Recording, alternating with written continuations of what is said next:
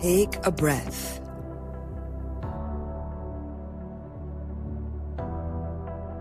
Welcome to Space to Exhale, the podcast, weekly inspiration for self-care and soft living. I am your host, Lisa Hurley. I'm a 5-time Anthem Award winner, second-generation Reiki master and community builder, and I'm the author of the book, Space to Exhale.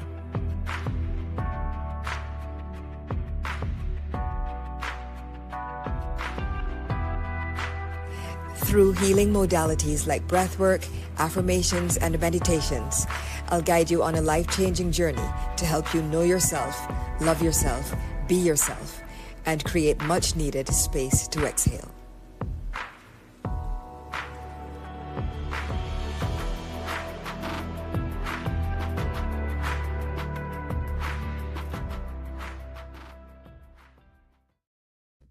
Hello, everybody, and welcome to Space to Exhale, the podcast. As you know, I'm your host, Lisa Hurley, and I'm here to remind us all to slow down, take a breath, say no to hustle culture, and yes to a life of ease. My hope and dream is that together we can all curate lives we don't feel we need a break from. And now, let's make some space to exhale.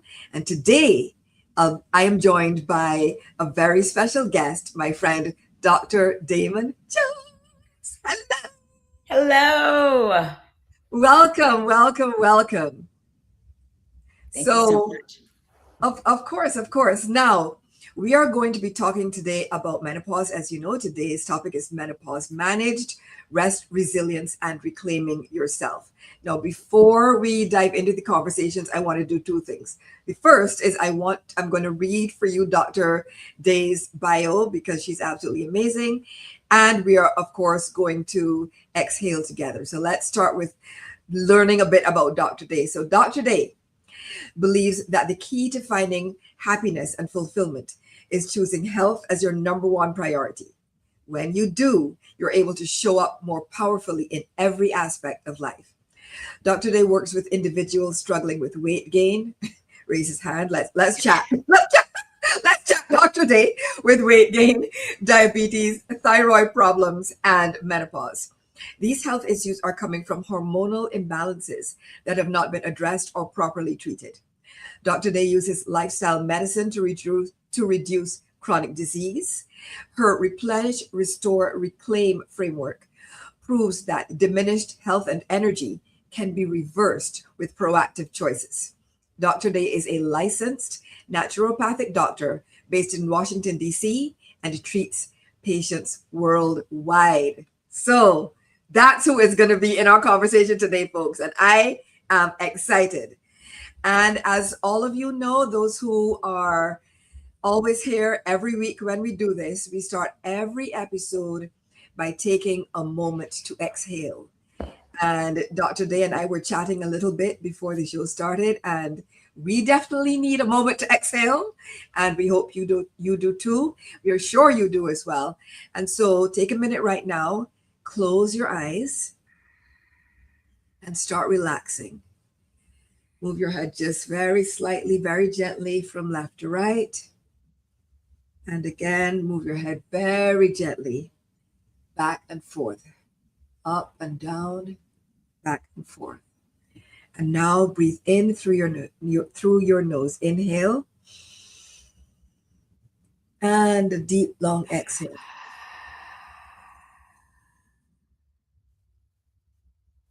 Again, inhale. And exhale. Inhale.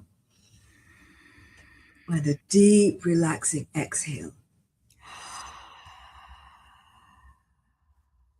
And now as you start to come back into the room, you're going to think about today's affirmation. I will read it for you. Today's affirmation is, I am providing my body with what it needs, not punishing it for what it's experiencing. right? So let's think a bit about that as we go through this episode. And let's open our eyes. And Dr. Day, let's begin. Let's Okay, begin. I am that was excited. great. Thank you, thank you. You know, the show is called Space to Exhale, and so I like it to have a nice, slow, gentle, easy start, ease people into things, Yeah. and then we get into the thick of it, right? Okay, I'm ready. Okay. So, as I mentioned in the intro, you are a naturopathic doctor, a licensed, very Yes. important, licensed naturopathic doctor, and you've helped basically thousands of women navigate menopause. Yes. But you have also lived through it yourself. You're also living through it yourself. And Yes. so, looking back at your own journey, what surprised you the most about menopause? I think the thing that surprised me the most is that I was prepared, if you can be prepared, Mm-hmm. for the physical symptoms, right? So I was prepared for those of what they could be. But the mental, emotional changes that happen Mm-hmm. during menopause, I was completely not prepared for. Mm-hmm. And so what I mean by that is sometimes women's bodies change. My body changed. I had the same body for 25 years. Like I could fit into Yes. my high school clothes, like all that kind of stuff. Mm-hmm. And then my body changed and all the pencil skirts I started to get some hips and people were like, oh my God, you have some hips. They were like all excited. And I was like, but Right? I can't wear anything in my closet. So I was not excited. I couldn't be excited about my hips because I was like, I don't have no clothes. And so, Exactly. so there was like, what's happening? Like, even though, Mhm. the scale did not change, but my body Interesting. composition changed. And then the scale changed a little bit after that, but my body composition changed. And Mhm. so that was a new thing. And then I had to figure out, okay, well, how do I feel about this new thing? And I never cared about aging before, but then all of a sudden I was like, oh, wait, what's happening? Right. So that often for me, it was a hit to my like confidence and my self-esteem. And I'm a naturopathic doctor. So I'm supposed to be able to like solve all the issues. Right. But it's not an issue. It's the body changing. It's the Mhm. hormones changing. And it's a natural part of us being alive at the age that we're alive. Like if we're graced enough to go through Yes. menopause, that means we're alive in our Yes. It's a 40s, blessing. 50s, right? So it's a blessing that we're alive. Mm-hmm.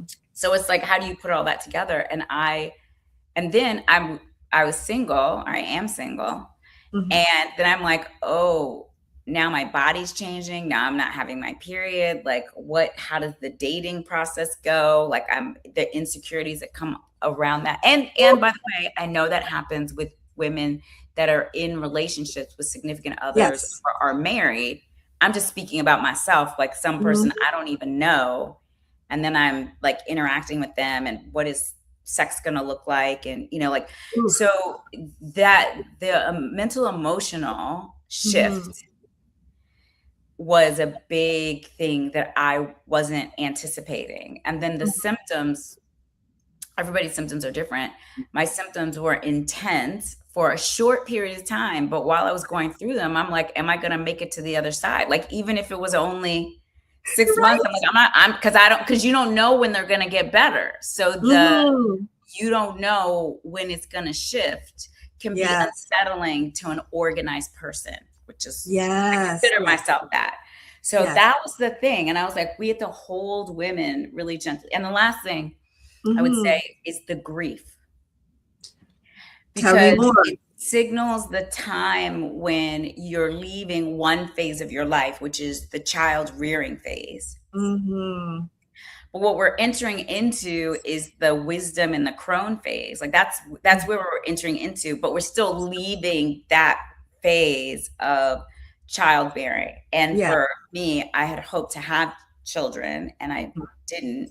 So there was the grief of the life that I had dreamed of that would never come to pass. And again, women who may have chose children instead of career could still have a grief Of course. around whatever part of their life, Possibilities. right? So all of that comes up because our minds and our bodies, our hormones, everything is changing for us in that 4 to 11 year period of time Mhm. that is menopause. So it's not a quick thing. So It is not. It is yeah, not. And I'm glad you mentioned 4 to 11 years. I mean, mine felt, and sometimes occasionally still feels like it was a whole nother lifetime. And just to explain, because you mentioned briefly symptoms a couple of yes, moments ago. So I just want to very briefly read a paragraph from my book where I mentioned my experience with menopause, and then we'll yeah. get back to some of the symptoms. So this is it. It says, wait, did I mention menopause? Because that was going on too. It had started a few years prior, and I was still experiencing symptoms. Night sweats are the devil, and morning sweats. They are. Night sweats are the devil. They are. And So, morning sweats. And morning sweats. And random middle of the day sweats. For that matter, all of it felt like an abomination. The highs, the lows, the feelings. So many feelings, all at 150% intensity. The hot mhm, flashes, the cold flashes, the insomnia, the brain fog, the exhaustion. Many a morning during team stand up, I almost blacked out. The only thing that stopped me from crumpling onto the corporate chic carpeting was my tight knuckled grip on the top of the cubicle divider. So that was my amen. experience. Yeah, That was yeah. my You're not experience. So alone. tell us about these symptoms because I was not prepared. Why are we not prepared? Why does nobody tell us? So, okay, so those are big things. So I will Mhm. say, in general, the symptoms, it seems like the Generation X, which, Mhm. part of Generation X, we as a generation are like, wait a second, what is going on? Right. We need to start letting people know what's going on. And Mhm. so, there's kind of this list that continues to creep up of 40 plus symptoms that could be Ooh. related when you're in that perimenopause, menopause Mhm. time. And so I just say that because people talk about hot flashes, they talk about night sweats, but everyone doesn't. 85% of women have it, which means there are 15% of women that don't. And Right. so some of those are like, oh, well, we didn't have that. Mhm. Or maybe you didn't have sleeping issues, but maybe you have aches and pains. Maybe you have weight gain. Maybe you have frozen shoulder. Maybe you have digestive issues. Maybe you Mhm. have brain symptoms and issues. Maybe you have sexual, issues, dryness, or, difficulty having sex or low libido. So there are over 40 different symptoms that can show up. And the numbers I've heard, 40, 50, like around that. But we're still learning and researching. But I Mhm. just want to say that because it's not just the three top symptoms that Right. women get. There are all these other things that happen to our bodies and our Mhm. brains as well. And so I want women to understand that the number one thing I hear from women all the time is I don't feel like myself. So if you can't name the symptoms, but you're starting to notice you're, 35 plus, usually Mhm. 45 to 55, but It can start anywhere, earlier. right? It can start earlier. So I don't want anyone to feel left out.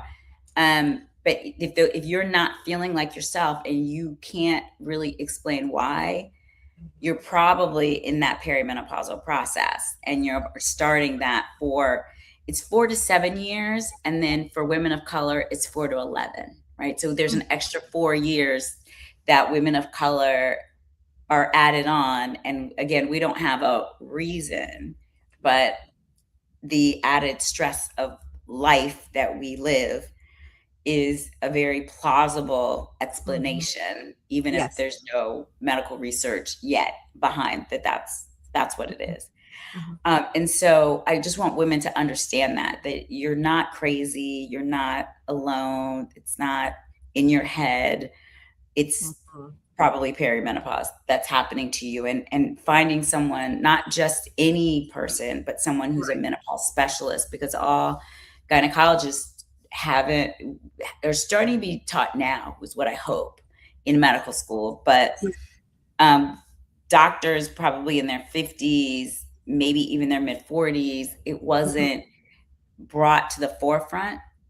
And there are conventional doctors that are working on the curriculum and all of that in medical school to make a difference for those that come behind us. But for those of us that are in it right now, there may not even be really qualified people to help us to understand what's going on, even though they're qualified as a gynecologist or a primary care or a cardiologist, depending on, you know, what your particular, oh, I didn't even talk about the heart symptoms. So there are heart symptoms that show up, that can show up as well. What are those? The palpitation? People can have heart palpitations, or they may have really strong like anxiety or panic attacks, which can sometimes mimic heart symptoms. So women go to the doctor for that kind of stuff. Yeah. Oh my goodness. Yeah, that is interesting, because I'm completely blanking on the name of a heart condition that I have. Is nothing serious, but it's something that causes a little bit of arrhythmia.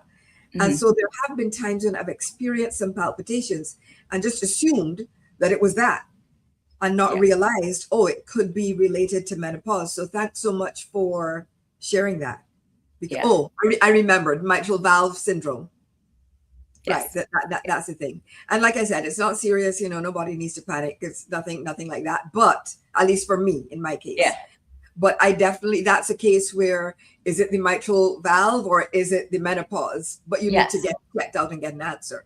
Absolutely. Know? Yes. You need to get checked out and get an answer. Yes. Yeah. Speaking of getting answers, you have developed a tool called the Menopause Scorecard. Yes. And I want to know a little bit about that. Can you walk us through? I mean, I'm pretty sure I understand why you developed it, but if you want to share why you developed it, but also what is it meant to do? How is it meant to help people? Yeah. So the reason why I developed it is because, again, I was like, why don't we know about this? Well, we don't know about this because our aunties and moms and grandmas and all of that, you know, you didn't talk about that. Like you don't talk about your stuff, your private, whatever. You just put the mask on and you just shoulder through. So some of us don't know about that because the conversations weren't open to us, even in our circles of women, to actually speak about what was going on. And then they might not have known what was going on. And so the Menopause Scorecard is just, it's a simple kind of no symptoms, mild, moderate, or severe. And then it's that list of 40 symptoms and you can fill it out. And it's an awareness. It's a way of creating awareness for yourself. And it's awareness of like, oh, I have these 6 or 7 symptoms. Oh, how are they related? Well, they're related because they can be related to menopause, for you to know that, to seek help. And then of course, I'm always here to go through it with you after you take it. If you want, you can have a free call with myself in the office, and then we'll kind of go through it with you to kind of let you kind of see what's going on. So one, I think it gives you an awareness, like, oh, my frozen shoulder. Oh yeah. And I am forgetting words and I didn't realize that. And oh, my anxiety has gotten, you know, a lot worse than it was before. And I am not sleeping through the night. And I am having the hot flashes and the night sweats. Wow. Oh, but I'm still having my period, because menopause is the changing of our hormones. But what we've been taught is it's the way that we bleed and what's going on with our menses. So the estrogen and progesterone are the dominant hormones, and they start changing maybe before our period starts changing. So we're having these symptoms, but we're still having our periods, and we still may be having regular periods, or maybe they're a little bit shorter, maybe they're a little bit longer, but maybe it's not really, you're skipping them, but you're having these other symptoms, and you're like, why is that happening? Well, because your hormones are changing internally, and the symptoms are showing up because your hormones are changing. And when they get to a low enough level, you stop having your period. But you could start having all of these other symptoms, weight gain, belly fat. You may start having those years before your period changes. So the Menopause Scorecard was developed to help you to understand that estrogen and progesterone are on every single cell of the body. And so they affect every system of the body. it's not just, are we having a period or are we not having a period? But that those are also symptoms to tell us. Those are the ones we can see. So a Right. man recognized, a male physician Yes. recognized that the periods were changing, or the periods stopped in women. And so he named it menopause. Menopause. Right. And so that's why we think about menopause as our periods. But we know now from research, that estrogen and progesterone are on every single cell of our body. And so as they're going up and down and then coming to a new resting point, Mm-hmm. all of our body can be affected by it. And again, it's a slow process. It's not one Yeah. year. Yeah. It's multiple years that are happening. Multiple So the years. menopause scorecard is kind of hopefully giving you some understanding about Mm-hmm. what's happening, and so you don't feel crazy. And then there are things you can do about it, right? You Yes. don't just have to suffer through, which a lot of women think that that's how you handle it. You just suffer through. You can Mm-hmm. get support for your body, for your brain. You can start resting yourself. You have to change your priorities, change your schedule in your day. All those things help make the symptoms calm down when your body's not being overworked and your brain's not being overworked. Absolutely, absolutely. And speaking about getting like the right help and the right intervention, I mean, okay, folks, just letting you know this is TMI, but here we are. But I now realize I was simultaneously going through perimenopause, menopause, and I also had fibroids.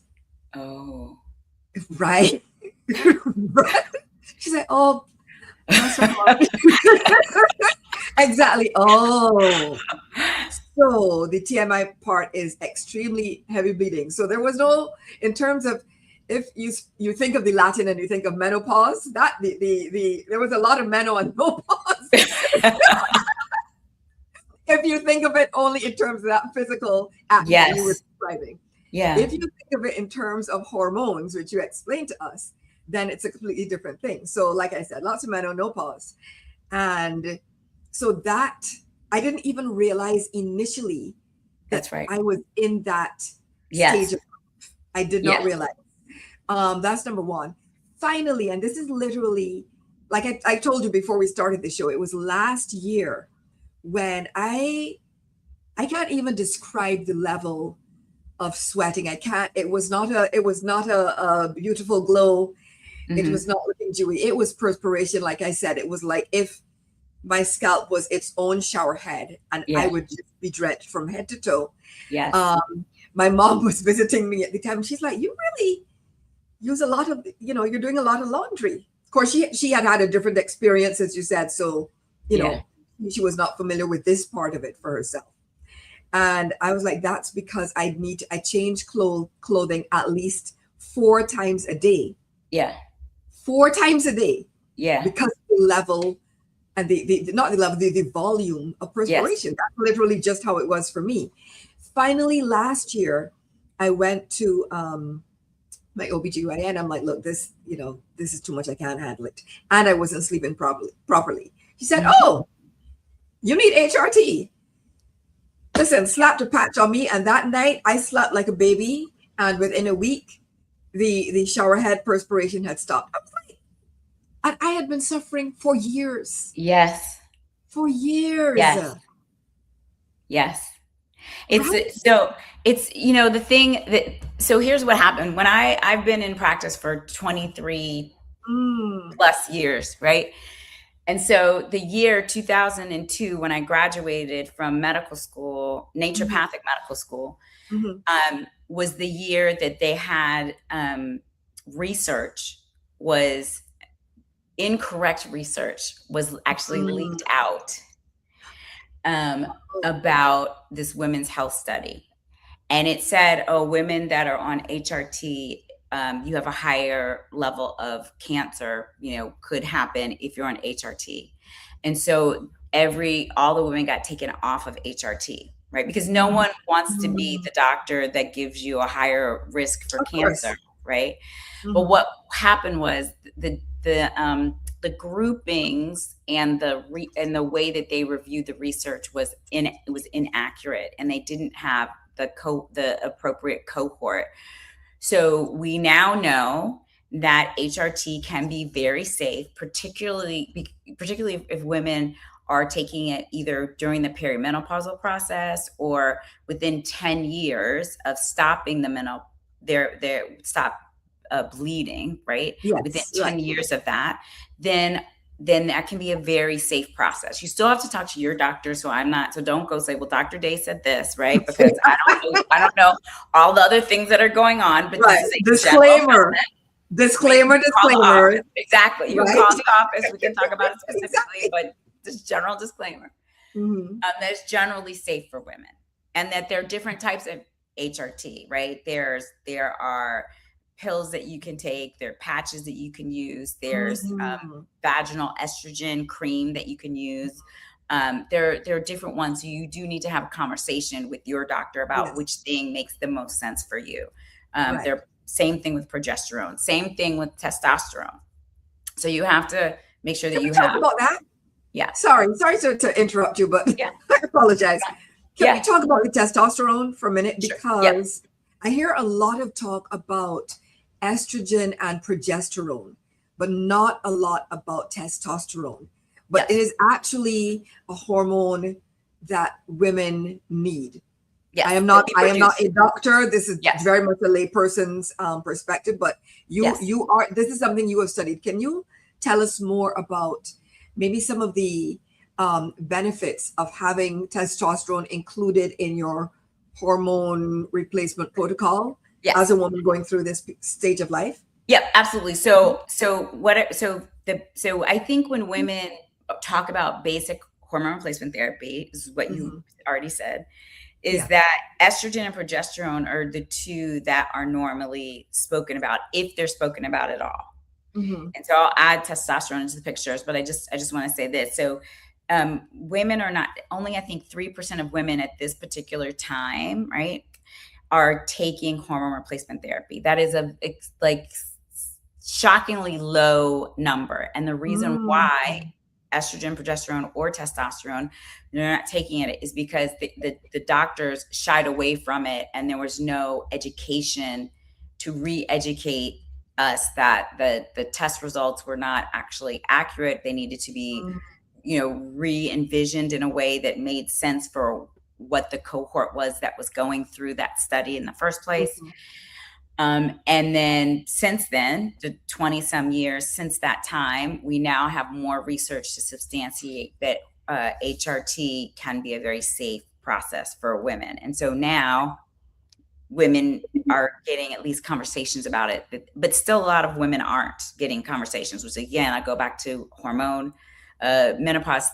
Make sure you're with a menopause expert, because this is really important. Testosterone, women produce testosterone as well. And we can convert some testosterone into estrogen depending on what our body needs. So women produce it in 1/10 of the amount of what men produce it.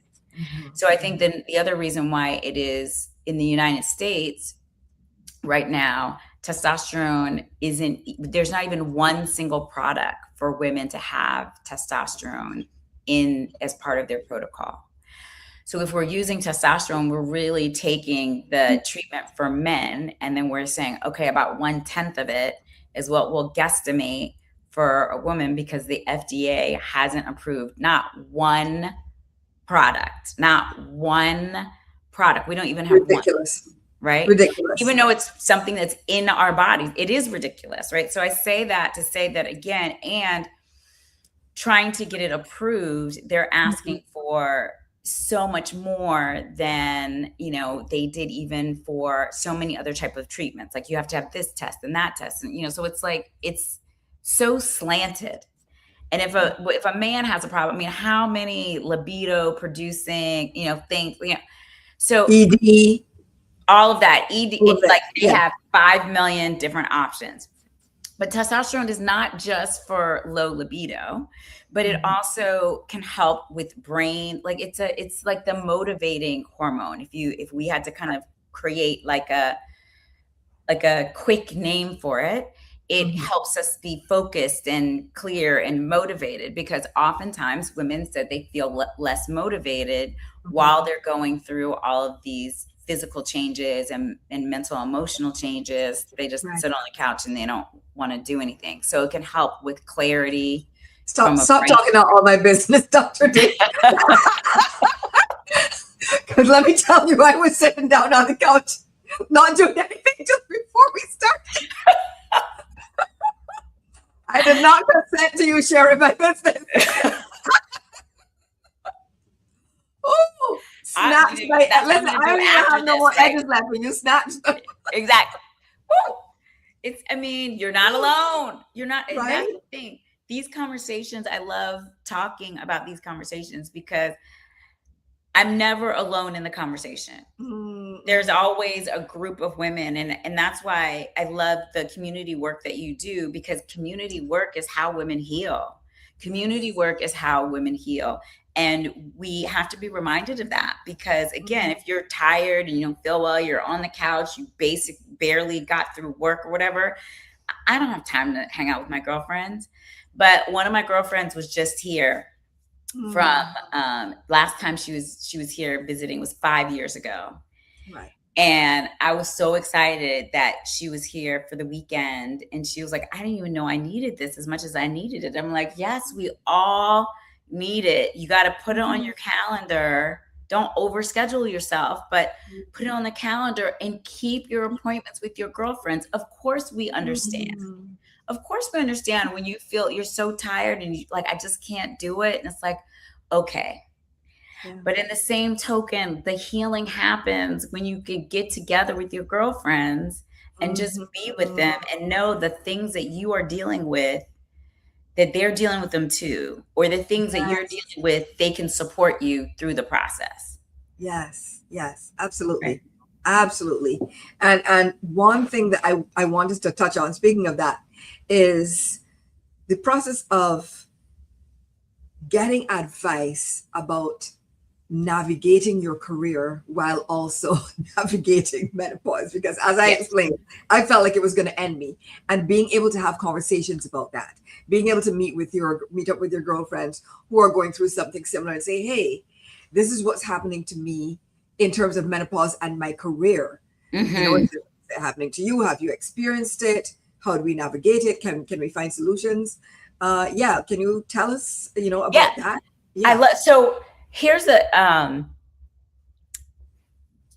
thing. I was talking to another one of my really good friends, and she was saying she's so good at like planning ahead and like figuring out stuff and like figuring out what's going to like work for her and whatever.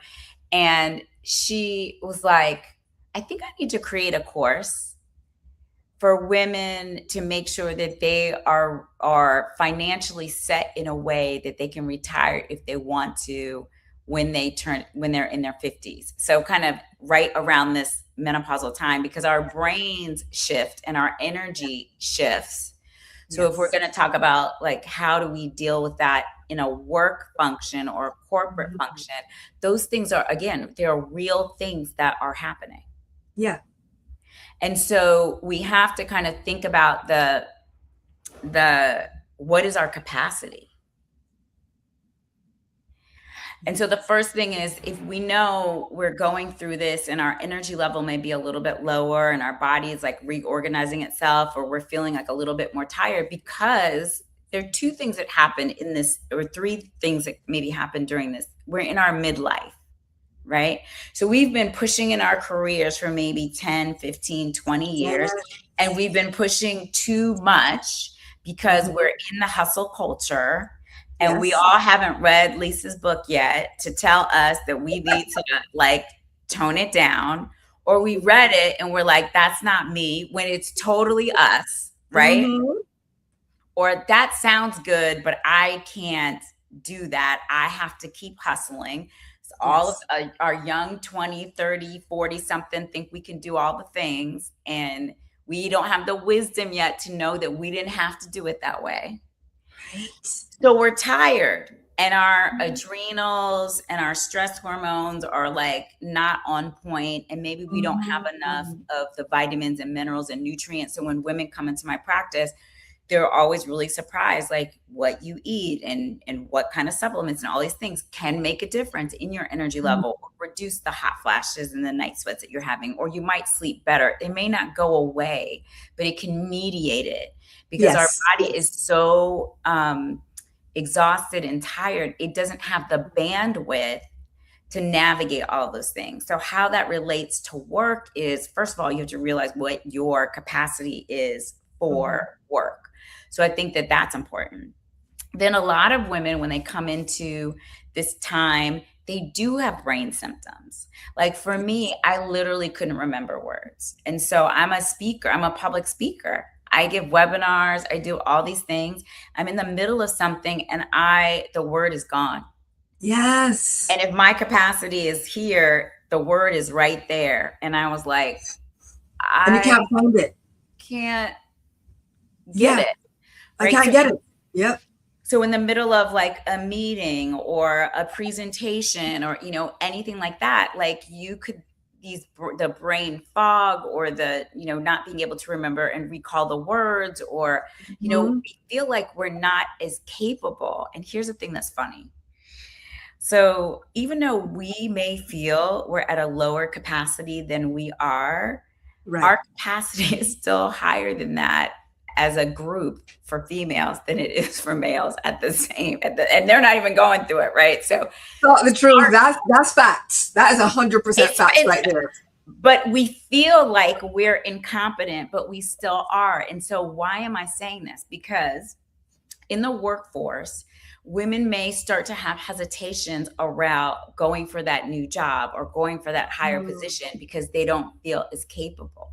And Mhm. so when you're in this menopausal time, you're going to feel that way, but also know you still have a high capacity, because Mhm. men they may feel like I don't remember what the percentage is, but like some low percentage of the qualities. If the position requires you to do 10 things, if they have 3 of them, they'll still apply. 100. Women, Right? They will. The they will, audacity and they'll and get the confidence job. and get the job and underperform, and then somebody like us is there supporting them to succeed. So meanwhile, women may have 12 of the symptoms, 12 of the characteristics, but we think we need 15 for that same 10 position, Mhm. right? So we think we have to be overqualified in order to, do this job. So then Mhm. if our capacity gets lower, then we may think, okay, well, this is where I have to stay. I Yes. can't climb up the ladder. I can't do this. I can't. It's temporary. It's temporary. It Mhm. is a situation that you will have to deal with, and it may be a few years, but it's a temporary situation. And Mhm. what we know from women like Lisa Mosconi, who is a neuroscientist who's done the biggest body of research on menopause and the brain, is Mm. that women on the other side of menopause, when our hormones settle in, we are more satisfied with our life than we were when we began the process in the beginning.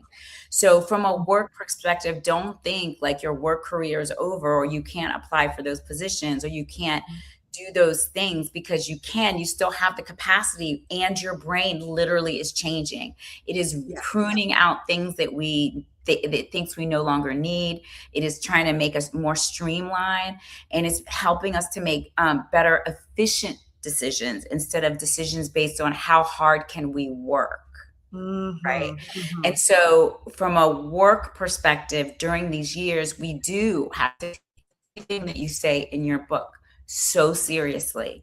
We Mhm. have to give ourselves the time. We have to love ourselves. We have to accept ourselves. We have to know ourselves, and we have to learn about ourselves, because we are changing in the process, and give ourselves space Mhm. to do that. Yeah. So that needs to be built into our schedules, not just stacked up, build a appointment to appointment to appointment to thing to thing to thing to thing to thing. Mhm. We Mhm. have to actually be very strategic and how we utilize our time, but it should not impact our careers in a negative way. It should, again, we're moving into the wisdom phase. We have to stop doing brute force and start looking at who are our resources. How are we, parsing out what needs to get done? How do we become better at becoming leaders by giving our team members more responsibility and making sure that they are handling it? That's the way that we're ratcheting up in the workforce, even when our brain isn't working as well as we think that it is. Those are the tools we should be learning to exercise for ourselves. Oh, thank you. That was amazing, and it really it gives me hope. I hope it gives other people who are watching and listening hope as well. And we have a question from Jackie Norville. Hey, Jackie. Now, Jackie is somebody. Listen, I think we went university together, maybe high school. I don't know. We've known each other for a very long time. Anyway, but so her question is, how long can one safely remain on HRT?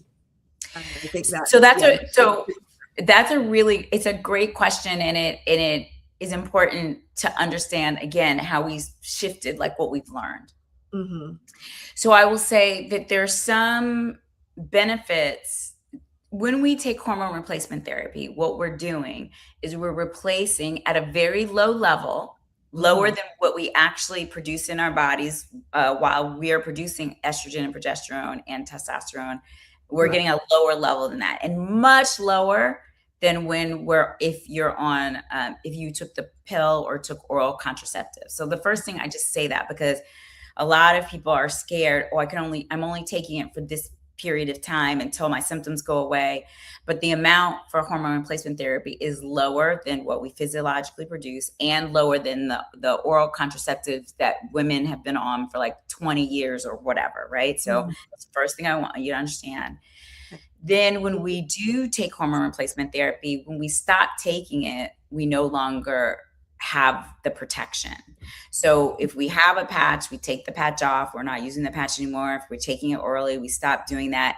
Then our body no longer has those protections. So what we know from medical research is when women go into menopause, their risk for heart disease and heart attack, it becomes the exact same as men, because estrogen is protective for the heart. It's an anti-inflammatory, which is why you all of a sudden have these aches and pains that you never had before, is because estrogen was protecting you from that, right? So it's an anti-inflammatory and it's a protector. So if you decide that you're taking hormone replacement therapy because you want to protect your heart, or you decide that you and your doctor decide that you want to do it just because it's protecting your bones, then you're making that decision to take it, and you're making a decision to take it for the rest of your life. Because as soon as you stop taking it, that protection is going to go away.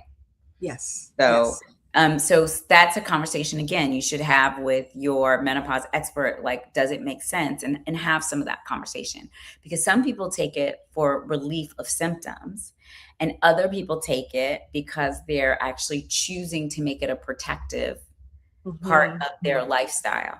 So if you're doing it for protection, then you're taking it, and you're not going to stop taking it. You're going to basically be on it for the rest of your life. And so some people think it's worth that. Some people think it's not worth that. But that's one thing. If you're taking it just for hormonal relief, then generally I would say women probably take it for 5 or 6 years. But my experience, to be honest with you, is when women take it for hormonal relief and they actually experience what you experience, now all of a sudden the symptoms are so much better. Then I'm like, well, how do you feel about coming off of your hormone replacement? No, I want to keep it. Like, so many. And again, before I went through it, I was like, well, I'm just letting you know, maybe we can lower the dose. Like, here, and they were like, nah, get out of here, Dr. Day. You gave it to me. I'm keeping it. You want to test me? Okay, that's fine. You can test me to make sure everything's good.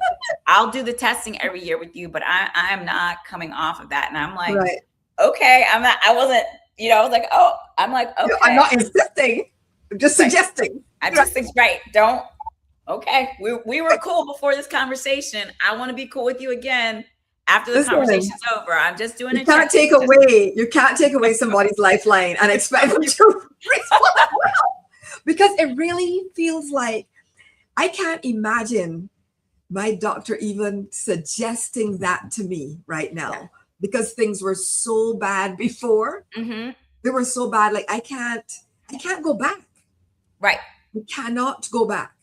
And again, this Mm-mm. is again, we are all evolving, right? Like, Yeah. so women were coming to me from the doors were open in 2003, and women were coming to me particularly because they had just been snatched away from their hormone replacement therapy. And as a naturopathic doctor, we're not just giving medication, but we're also talking about changing diet and lifestyle, Mm-hmm.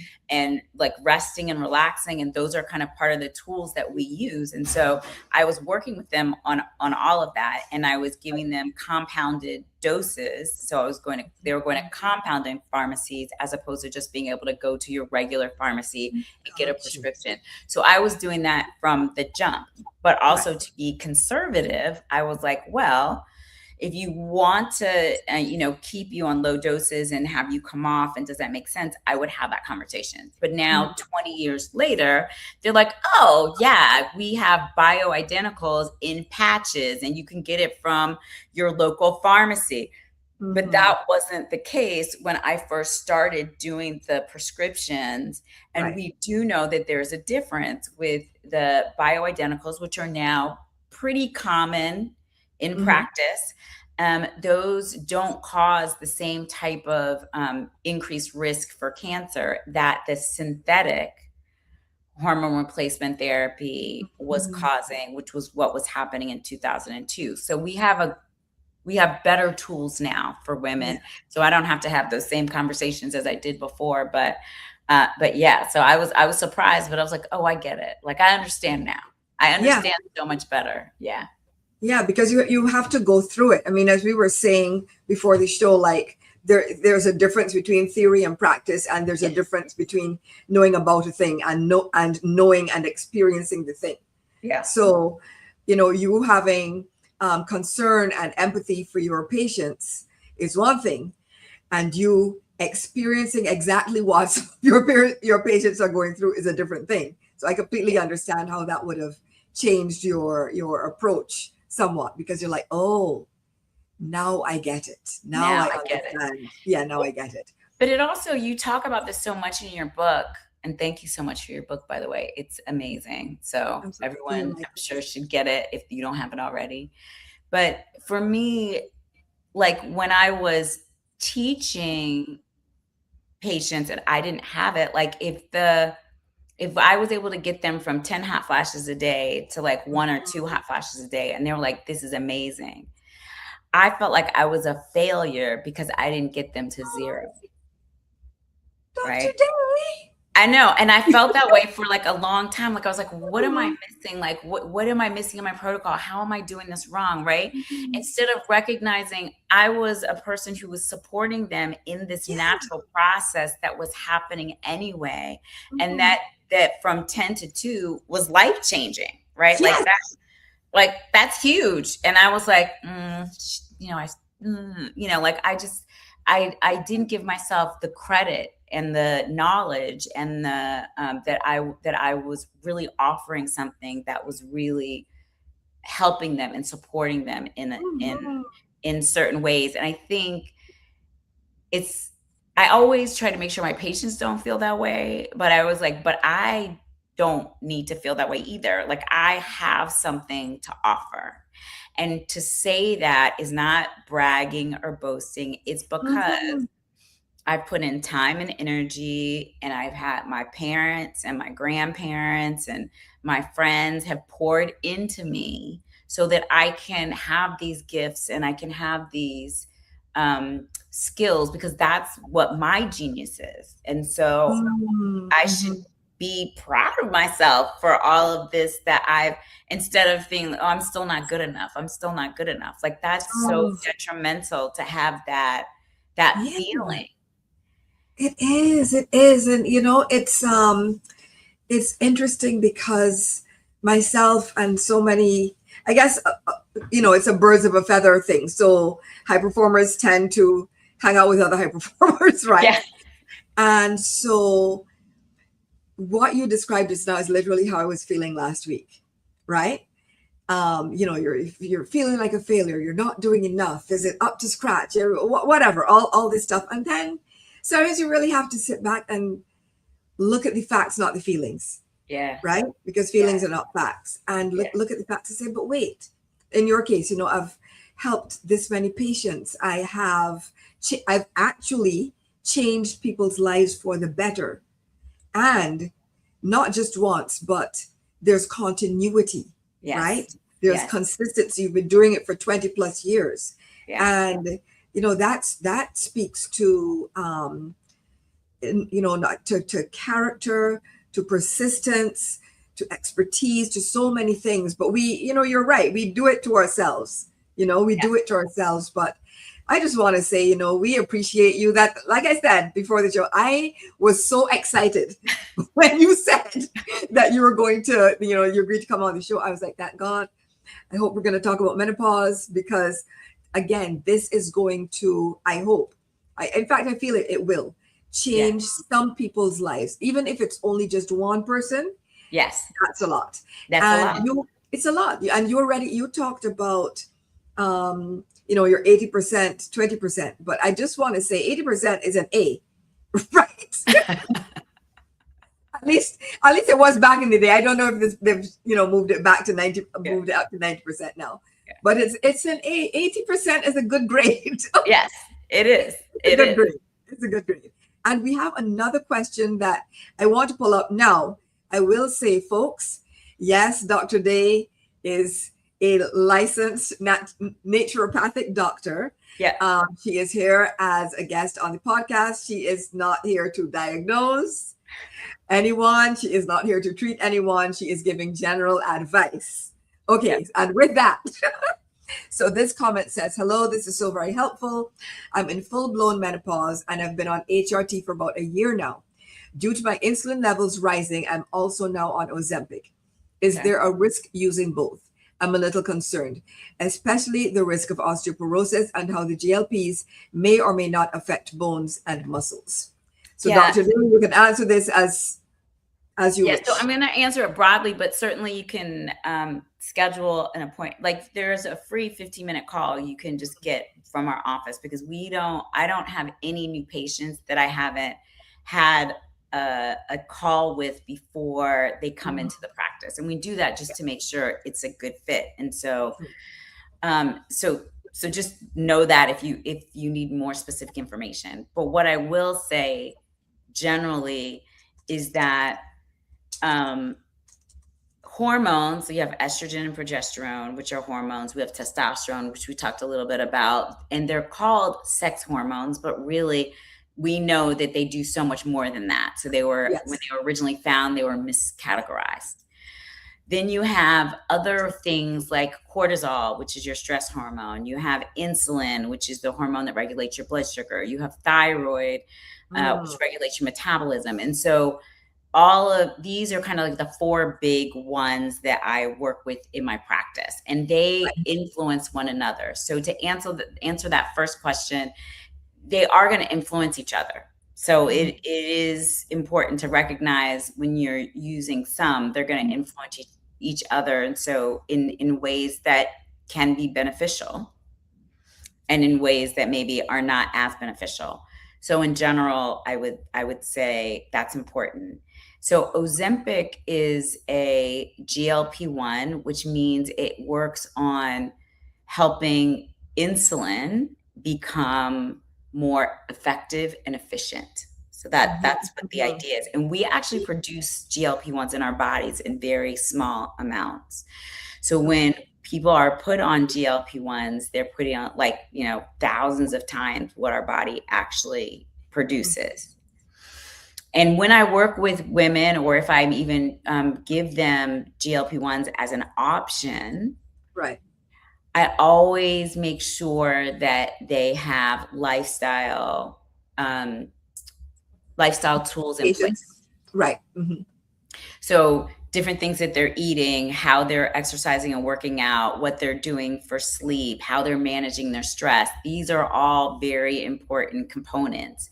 So when the young lady was talking about being concerned about osteoporosis or muscle loss, those are things that can happen when people are on GLP-1s if they don't have the right lifestyle tools in place.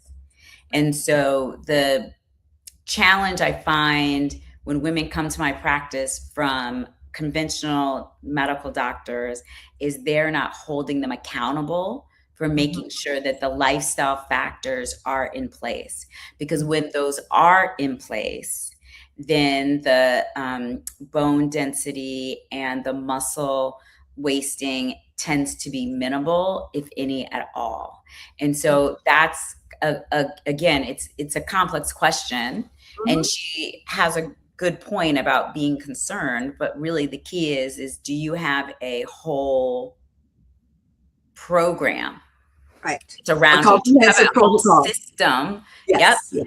That is in place. And a lot of the people that come to me, they may come and say, okay, well, I've been taking GLP-1s and nothing's happened. And then we make the lifestyle changes and then all of a sudden they work, or they're having horrible side effects from them because they're not knowing how to eat and when to eat and what time to eat and when to exercise. And so they're fatigued and tired and have digestive issues. So when we fix the lifestyle things, then the GLP-1s actually can be effective and supportive and help people get into the bodies and the lifestyles that they want. And then whether they have to continue to take them or not is, a different conversation. So I think it's sad that conventional doctors aren't taught all the tools that we have. And as a result, they can't pass them along, or the insurance companies won't give them the time. Yes. Right. Yes. So in order to help the patients as much as they want to help the patients, because they're only giving them, 7 or 15 minutes for, a consultation. Per patient. Yeah.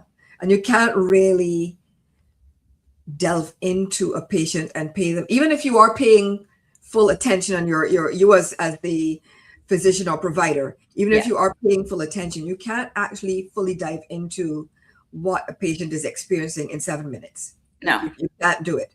And so, like I've noticed when I've gone to doctors like yourself and or TCM, traditional Chinese medicine practitioners, for example, the intake alone can be half hour or 45 minutes, and they warn you up front.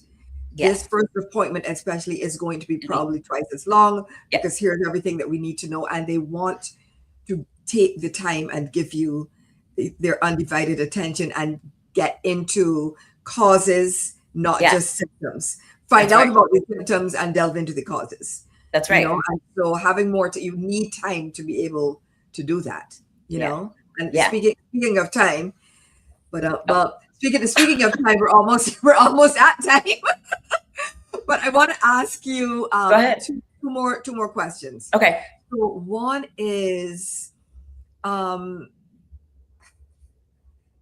we've talked briefly about we've talked at length about the issues associated with menopause, right? And we mentioned briefly some of the gifts. Are there any other gifts of menopause that you think come along with being in this stage of life? I think it's great. I was just talking to this weekend. I had so many girlfriends. I actually had the opportunity of doing a retreat, and it was called Liberation Within. So for the Juneteenth weekend, and so we were talking about freedom and how do you give yourself freedom. And I think one of the things about menopause that initially may not be considered a freedom, and particularly by the family, but the woman first and then the family second.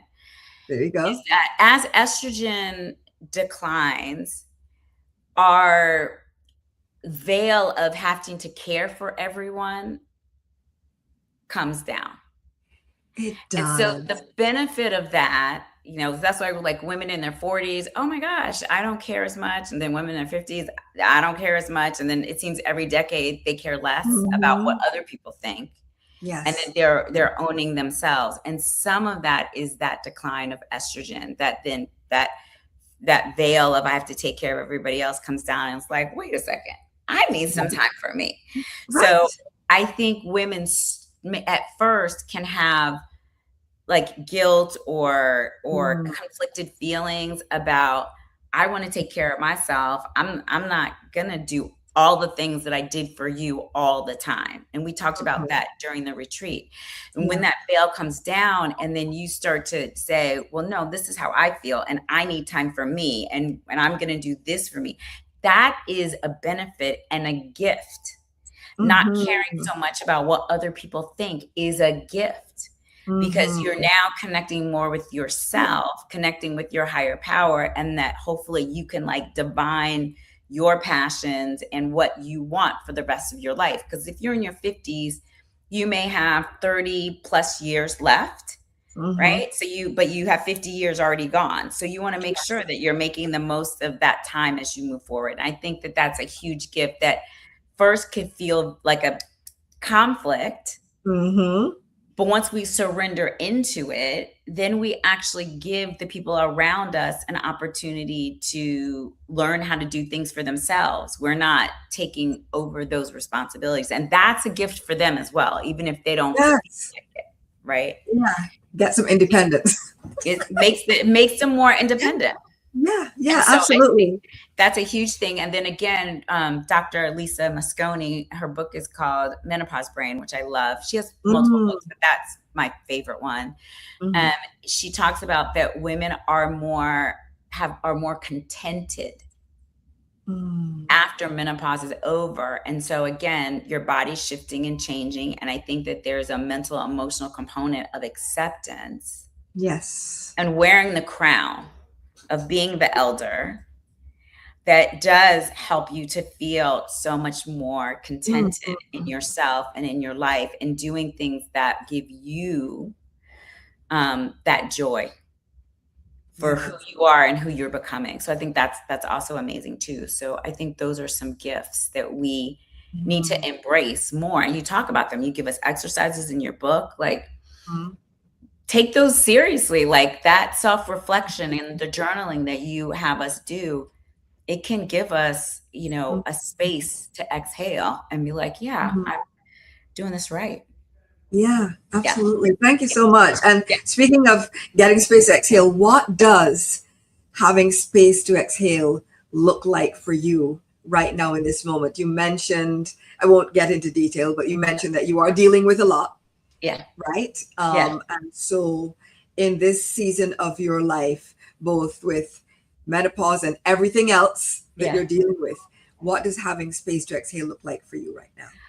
So, about 2 years ago, I've meditated for 20 years, but I Mm, bumped my meditation practice from like 20 minutes, like an hour. okay. And that in the morning, which again caused my whole morning to shift, right? My Right. whole morning thing had to shift to make sure I had that time in the morning. Because I don't meditate well in the afternoon. I could put it in my schedule. The morning time is my time. So Mhm. I just have to, and then my brain and body was like, okay, you need to be up. You need to be up an hour before to get that meditation time in.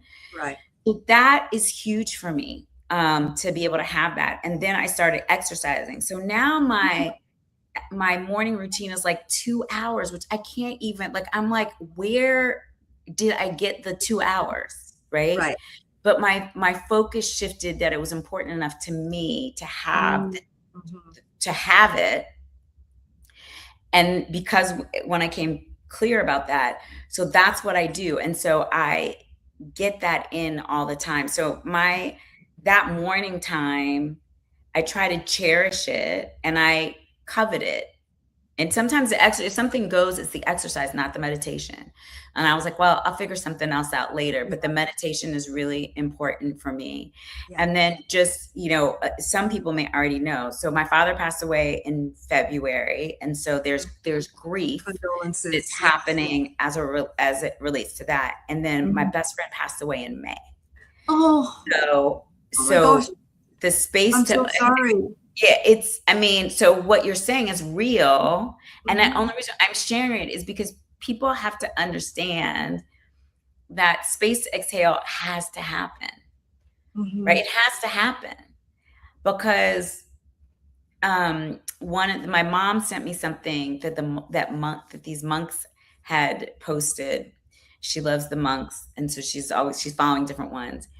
And it said that grief is love that has nowhere to be expressed. And so that's what Lisa and I were talking about that before. So I just say that to people to say that, yeah, I am a business owner because I own my own practice. I'm a doctor, so I have to take care of my patients. But I also have big personal things that are going on in my life that need space in order to be able to exhale. Yeah. So that needs to happen. So it's in the summer, it doesn't matter, but I'm a beach person, but in the summer in particular. So the closest beach is 2 hours away. And so I take time. I've always taken time, but I absolutely have to take time to drive to the beach for the day and then drive back. So there are ways, and that might not be everybody's thing, but yes, I block it on the calendar. There are not other things that go on the calendar. That beach day becomes very important. And so I was like talking to a couple of my girlfriends that travel with me so that we can figure out some times during the summer. And it doesn't matter, is that time is going to be carved out. So I might have something I have to do to get to the beach. I might have something that I have to do the day after I come back. But that time and space to be in nature, to hear the calm of the waves, right? And to be able to sit on the sand and ground myself, do grounding activities. Those are the places that I absolutely know that I need for exhaling. And if I don't have all of that time, I take my shoes off and I put my feet in the ground at the park, straight from my house, right? So you don't always have to take a whole day, but I feel like I need a day away. Sometimes you do. Yeah. But I like that you say it can even be as simple as just stepping outside, putting your feet in the grass, or taking a whole day. So there are different ways that you can carve out space to exhale, from your busy life. And so, Dr. Day, thank you a million times from the bottom of my heart. Of course, I extend condolences to you and yours. I know you experienced those losses recently. So deepest condolences. And I'm sending you huge hugs across the airwaves. I'm taking them. Thank you. You're welcome. Thanks for taking the time to join us and to bless all of our viewers and listeners with your wisdom and your experience. And folks, if you are like me and you're navigating menopause in this stage of life, definitely reach out to Dr. Day. I've been dropping her information. Just go to Healthy Days, DAES, healthydays.com. You'll find her there and all of her info. Get in touch with her and get yourself together so that you can enjoy life more as you're going through this phase of life. So thanks again. Thank you. This has been a gift. Welcome. You're welcome. And remember, everyone, to take time and make space to exhale. See you next time. Thank you for joining me on Space to Exhale, the podcast. If today's conversation resonated with you, please subscribe, follow the show, and leave a review. Every rating, review, comment, and share helps more people discover these conversations about rest, well-being, healing, and living with greater ease.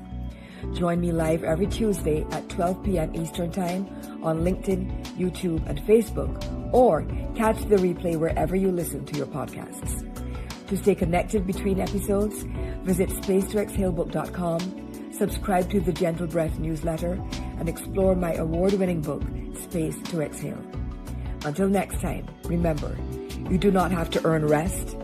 You do not have to justify your joy. You do not have to prove your worth. You are already worthy of love, worthy of care, and worthy of having time and space to exhale. Ashe.